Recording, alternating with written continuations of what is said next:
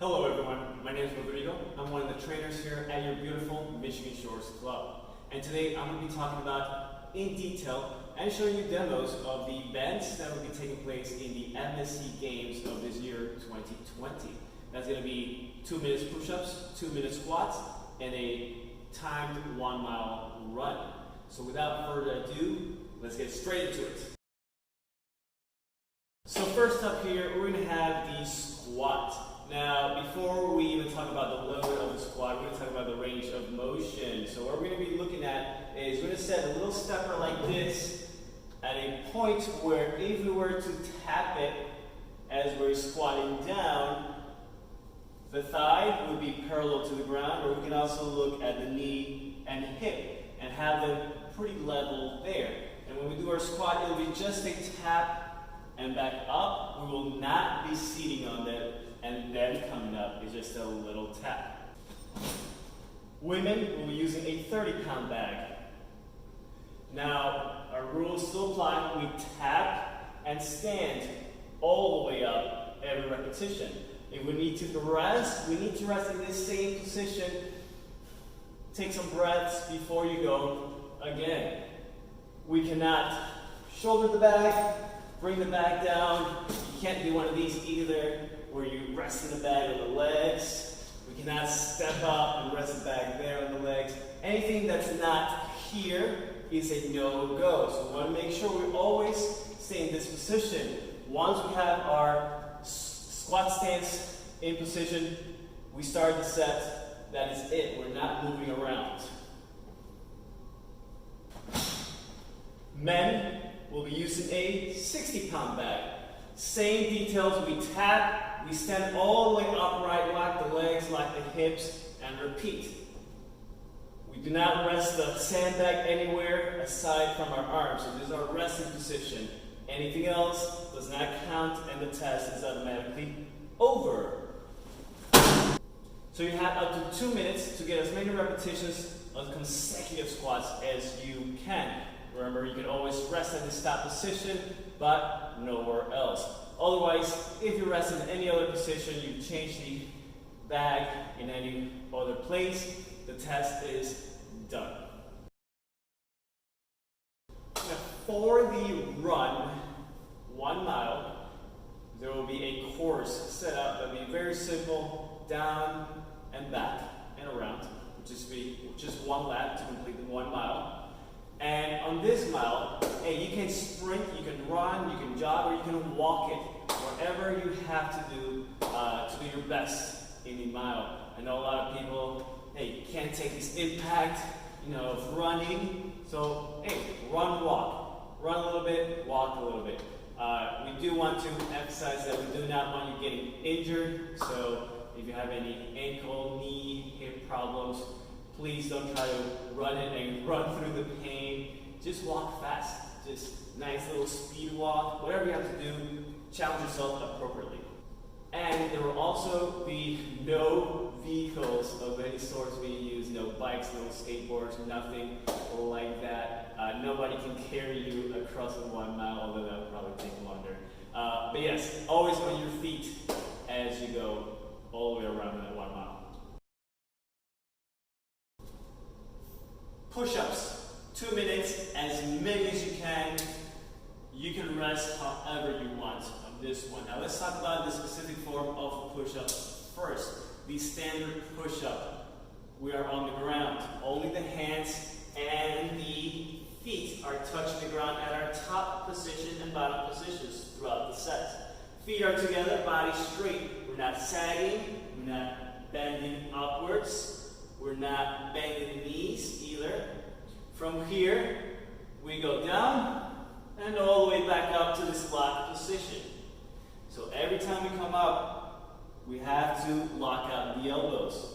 There are no half reps. This does not count as a repetition, even though you aren't going low enough. Talking about the low point on the push-up, we're looking for the elbows to break 90 degrees. There. And then we come up. Now, depending on your arm length, torso width, you may have to go all the way down, touching the floor before you come up for repetition. Okay? So always all the way up, and always break at least a 90-degree angle or all the way down to the floor, which means this does not count because we're not breaking 90 degrees at the bottom position. Some things to also look out for. When you start coming up, we're not doing the warm. None of this. The body moves together as one unit. Also, once again, we're not bending the knees to make it a little bit easier.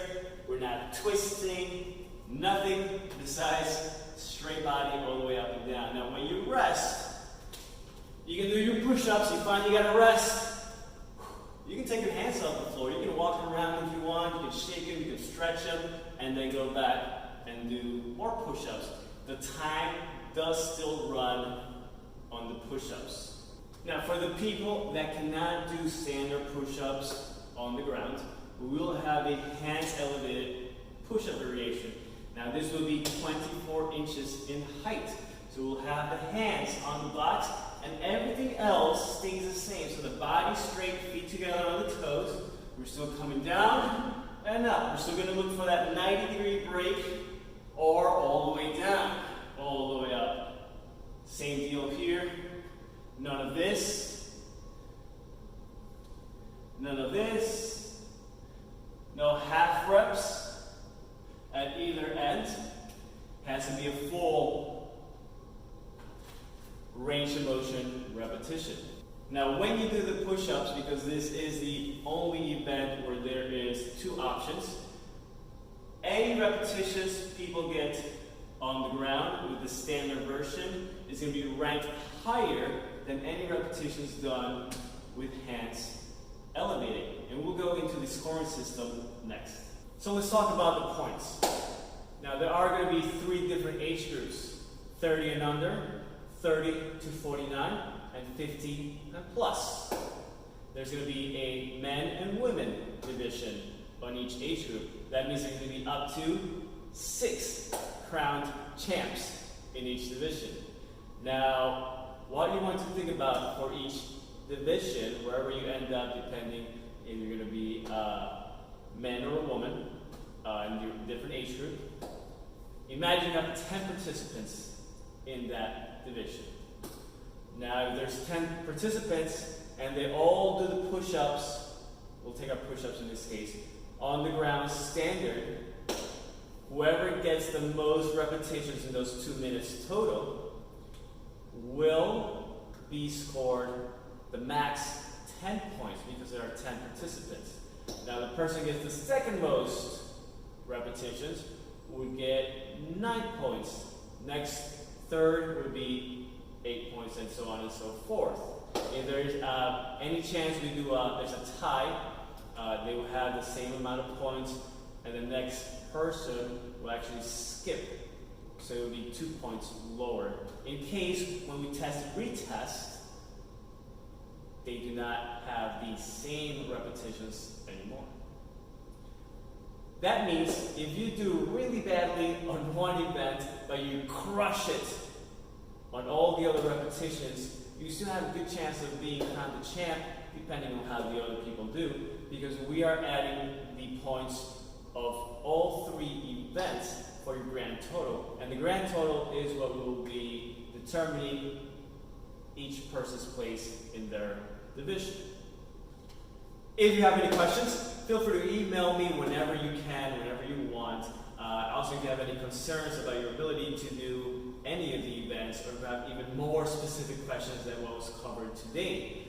If you do have any injuries that make it maybe impossible to get the full range of motion in anything, it might be wrists, elbows, shoulders, maybe you can't lock out. Even if you wanted to, you have some hardware in the way that would not let you lock out your arms or something like that. Hey, ask me instead of thinking you cannot do this.